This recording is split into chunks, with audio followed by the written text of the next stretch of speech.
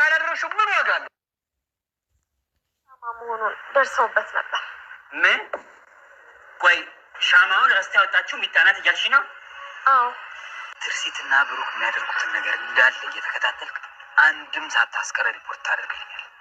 አልገባህም ማለት ነው ብሩኬ። እኔ ለአንተ እውቀቴን አይደለም ህይወቴን እሰጥሃለሁ። አውቀሽ አደረሽ አላደረሽም ምን ዋጋ አለው? በአንቺ ምክንያት ስንት ሰው ዋጋ ከፍሏል። ቤት እሱ ውጭ ነው። መቼም እኔ ቤት በሰላም ማደር አልችልም። ወጥቼ ልፈልገው። መጥቶልሃል። ጨርሰው። ቢያንስ አብረሹ መሄድ ነበረብሽ። ብቻ መልቀቅ አልነበረብሽ። በእናትሽ አንቺ ብቻ ለሱ እንደምታስቢለት አታስመስል። አሀ ስለምታስቢለት ነው የገዛ ጓደኛውን ያገባሽ። ምን አባሽ ነው ያልሽው? ሰምተሻል እባክሽ።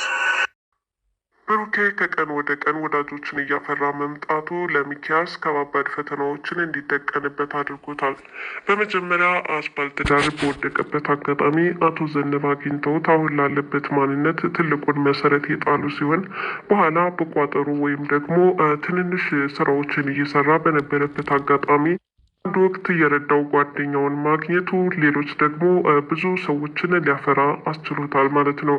ከነዚህ መካከል እንግዲህ ያኔ በጎዳና ሲረዳት የነበረው ቅርቤ አለ የምትለው እንደ ወንድም የምትሳሳለት ልት የተባለችው ዛሬ በጠበቃነት ተቀጥራ የምትገኘው ወጣት ነች።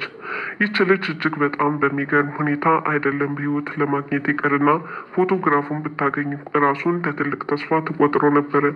ሆኖም እንግዲህ በአካል መገናኘታቸውን ተከትሎ ብዙ ነገሮች ወደፊት ማለትም በእህትና በወንድም ሊረዳዱ የሚያስችላቸውን ሁሉንም ነገር ተመካክረው ጨርሰዋል ማለት ነው።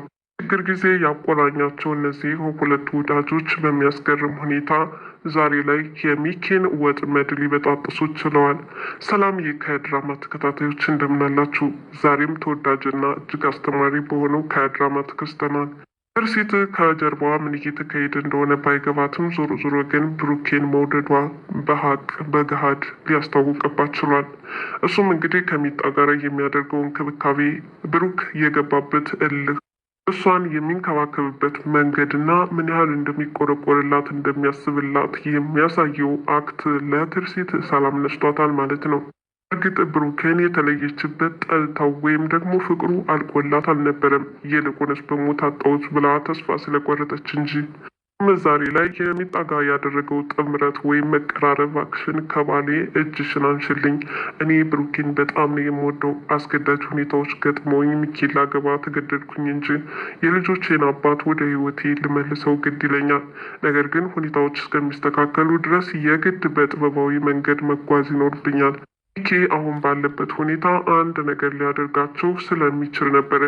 እዚህ ፍራቻ ራሷን ከአጠገቧ ካሉ ሰዎች በማራቅ ብሩኬን ወደ ራሷ ለማቅረብ እያሰበች አለችው። ትርሲት ዛሬ ላይ ከርብቃ ጋር እስከ መጣላት ደረጃ ደርሷታል። ምናልባት ጠባቸው በዚህ እየተካረረ ከመጣ ብሩኬን ቢሆን በእኔ ህይወት አያገባሽም፣ አንቺ የራስሽን ትዳርሽን መስርተሽ እየኖርሽ ነው። እኔ ደግሞ ርብቃን አግብቼ ለመኖር እኔ የሚጎድለኝ ነገር አለ። ስለዚህ አንቺ ባልሽው መንገድ ሳይሆን እኔም የራሴ የህይወት ክህሎት ስለሚኖረኝ ከዚህ በኋላ ከራሴ ብትወልጅልኝ መልካም ነው። ወይዘሮ ትርሲት አርፈሽ ተቀመጪ ማለቱ የማይቀር ነው። ዞሮ ግን የትርሲት ቀናት ትክክል ነው ብላችሁ ታምናላችሁን? ምክንያቱም ትርሲት አሁን እያሳየች ያለችው የራስ ወዳድነት ምልክት ይመስለኛል። አግብታ እየኖረች ባለችበት ሁኔታ ዛሬ ርብቃና ብሩኬን አንድ ላይ ያዩዋቸው ብላ መንጨጨሯ ግን ትክክል ነው ብዬ አላምንም። ለማንኛውም በሁለታቸው መካከል የተፈጠረው አቲካራ በብሩኬ የበለጠ እልህ እንዲገባና ከርብቃ ጋር እንዲቆራኝ ሊያደርገው ይችላል። እናም ነገሩን ረገብ በማድረግ ምን ላይ ነው የቆምኩት? እሱስ ትክክል ነው ወይስ ደግሞ የልጆቼን አባት እንዴት ወደ ራሴ መመለስ አለብኝ በሚለው ተረጋግታ ማሰብና ማጤን ይገባታል ብዬ ማምናለሁ። ጥሎም በአቶ ዘነበና በርብቃ መካከል የተፈጠረውን ቅሬታ እንመለከታለን። ርብቃ እዚህ ላይ ትንሽ ስህተት ወይም ደግሞ ኃላፊነትን መዘንጋት ይታይባታል። እሱም ከእነሱ ቤት የተነሳው እሳት መንደሮችን ማጥፋቱ ተከትሎ አንድ ሰው ህይወት ውስጥ ብቻ ስንት ነገር እንደወደመ መቼም ይህንን ማሰብ አያዳግትም። ከዚህ መካከል የሰው ህይወት አሊያም ደግሞ በሀብት በንብረት ላይ የደረሰውን ጉዳት እያሰቡም አቶ ዘነበ በልጃቸው ላይ ክፉኛ ፈርደውባታል። ለምንድን ነው ሲያልፎ ሌሎችን የጥቃቱ ሰለባ እንዲሆን አደረግናቸው። በጣም መጥፎ ነገር ነው እየሰራሽው፣ እንዴት እንደዚህ አይነቱን ነገር አርቀሽ አላሰብሽውም በማለትም አኩርፏት ቤት ድረስ ትተዋት እስከ መጥፋት ደረጃ ደርሰዋል። ሚጣ ከህመሟ በተጨማሪ ሌላ ህመም ተጨምሮባታል ማለት ነው። ይኸውም እንግዲህ ሚጣ አይደለም ጭንቀት ተጨምሮባት ይቅርና የልብ ህመም ስላለባት ነበረ ገና ለገና ቤታቸው ተቃጥሏል ሲባል ራሷን ስታ የወደቀችው።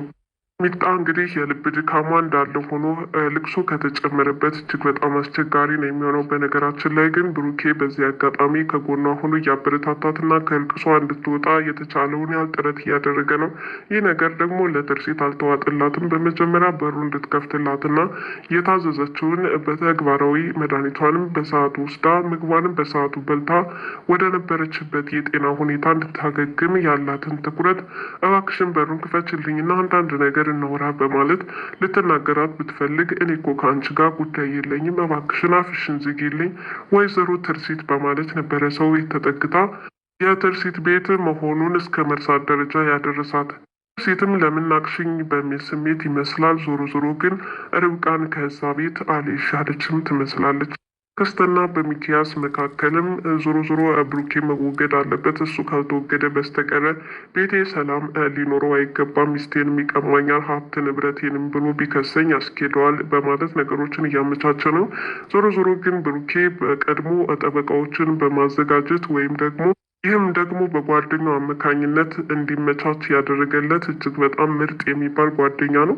ዞሮ ዞሮ ሰዎች በዙሪያችን ምን አይነት ሰዎች አሉ፣ ክፉም ደግም እንዳለ ማሳያ ነው። እንግዲህ ለብሩኬ ከሚቆረቆሩ መልካም ጓደኞቹ መካከል የመጀመሪያው አቶ ዘነበ፣ ቀጥሎ ቾምቤ ነው። ቾምቤ እንግዲህ ለሱ በጣም የሚቆረቆርለት አሁን ላለበት ሁኔታ እንዲደርስ ያደረገው ጓደኛው እንደሆነ ጠንቅቆ ያውቃል። አሁንም ቢሆን በህይወቱ እየተካሄደ ያለበትን ነገር ቀድሞ እንዴት ማክሸፍ እንዳለበትም እያወራ ነው። ሆኖም እንግዲህ በዚህ ሁኔታ ራሱን እንዲጠብቅ እያደረገ ያለው ቾምቤ አሁንም ከጠበቃዋ ጋር በማገናኘት ቅድመ ሁኔታዎችን እያመቻቸለት ነው። ይህ ነገር በጣም ይበል ያሰኛል። ታዲያ ጠበቃዋም አይደለም ለዚህ ይቅርና ቀድሞ ያሳለፈችውንና በችግሯ ጊዜ ምን ያህል ሲንከባከባት ሲደርስላት እንደነበረም እያስታወሰች በብሩኬ ሁኔታ በጣም ደስታ ውስጥ ገብታለች። ስለዚህ የሀብት ንብረቱ ክፍፍል ምንም ያነክል ሀሳብ ውስጥ የሚከት አይደለም። ሚኪም እንግዲህ ከጀርባው እየተከታተለ ስለ ብሩኬ ሁኔታ በዚህ ሄደ በዚህ ተራመደ እያለ ከነፍሰ ገዳዮች ጋር እየተደዋወለ መንገዱን በመጠበቅ አደጋ እንዲደርስበት በተለያየ አጋጣሚ ሙከራ አድርጓል።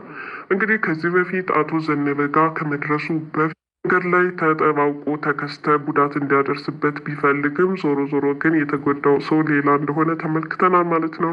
እናም በዛሬውም በተመሳሳይ መንገድ የሚኪ ጉዞ በጭራሽ እንደማይሳካለት ነው። ምክንያቱም አንድ ተበዳይ ለተበደለው ዋጋ ሊያገኝ ይገባል። ዞሮ ዞሮ የተቀጠሩት ነፍሰ ገዳዮች ፕሮፌሽናል ቢላቸውም የሚፈለገውን ውጤት ሊያስገኙለት አይችልም ማለት ነው። በዚህ ሁኔታ ሚኪ እቅዶቹ እየከሸፉበት በጣም እየተናደደ እና ከራሱ ጋር ውዝግብ ገብቶ እየተጣላ ይገኛል ማለት ነው። እንግዲህ ከልጆች ብሩኬን አባታችሁ እኮ አይወዳችሁም፣ የኔ ልጆች አይደሉም እስከ ማለት እስከ መካድ ደረጃ ደርሷል። እናንተ ግን ምን ትላላችሁ?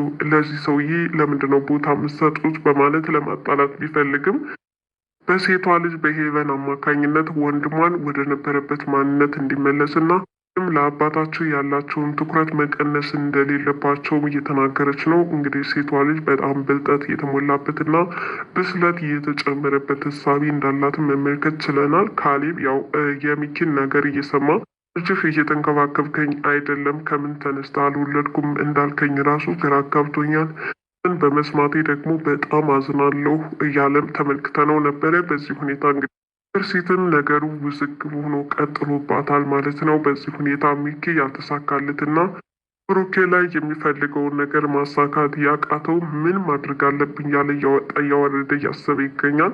ሆኖም በስከ መጨረሻ እንግዲህ ዛሬ መጨረስ አለበት፣ ብሩኬ መሞት አለበት በማለት ከነፍሰ ገዳዮች ጋር በመነጋገር መንገድ ላይ ጠብቀው እንዲያጠቁት ቢፈልጉም ዞሮ ዞሮ ግን ሚኪ በኪሳራ ተጠናቆበታል ማለት ነው። ብሩኬ ምንም መሆን የለበትም። አሁንም ምንም እንዳይሆን ሀብት ንብረቱን የተወሰደ ማንነቱን እንዲመለስለት እንመኛለን። አሁን ካለበት ሁኔታ በጤናው በሚገርም ሁኔታ ማገገም ላይ ነው። ትንሽ የቀረው ነገር ቢኖር የማስታወስ ችሎታ ነው። ዞሮ ዞሮ እነዚህ እነዚህ ነገሮችም ቀስ በቀስ የሚመለሱ ይሆናሉ። አሁን እያስፈራው ያለው ሚኪ እንዴ ብሩኬ እኮ ወደ ማስታወሱ ከተመለሰ እኔ ጉዳት እንዳደረስኩበት እኔ አስፋልት ዳር እንዳደረስኩበት ያውቃል። ህይወቴ አደጋ ላይ ይወድቃል። ይህ ከመሆኑ በፊት ግን ብሩኬ በህይወት መኖር የለበትም በማለት የወሰነ ቢሆንም ዞሮ ዞሮ ግን ሚኪ ያንን ቤት ለቆ እሱም በተራው ጎዳና ኗሪ እንዲሆን ይደረጋል። ቀጥሎም እንግዲህ ብሩኬና ትርሲት ልጆቻቸውን በጋራ የሚያሳድጉበት አጋጣሚ ይፈጠራል። ምክንያቱም ትርሲት ብሩክን በጣም ነው የምትወደው። ይህንን ደግሞ ከርብቃ ጋር ባላቸው መቀራረብና ቁርኝት ያየነውና እየተመለከትነው ክፉ የቅናት መንፈስ ነበረ። ዞሮ ዞሮ ይህንን አንድ የሚያደርጋቸው አንድ አካል ይኖራል። ይኸውም እንግዲህ አቶ ዘነበ ዞሮ ዞሮ ልጃቸውን ከወንድምነት ባለፈ ብሩክን ልጆቹን ትቶ ለአማችነት ስለማይፈልጉ ይህንን ትልቁን ድርሻ ይወጡታል ብዬ ማምናለሁ። በቀጣይ ክፍል እስከምንገናኝ ድረስ ለዛሬ ከድራማ ያቀረብኩላችሁን ይመስል ነበረ። ለዚህ ቻናል አዲስ የሆናችሁ ሰብስክራይብ እያላችሁ ቤተሰብ እንድትሆኑ በትህትና እጠይቃለሁ። ባይ ባይ።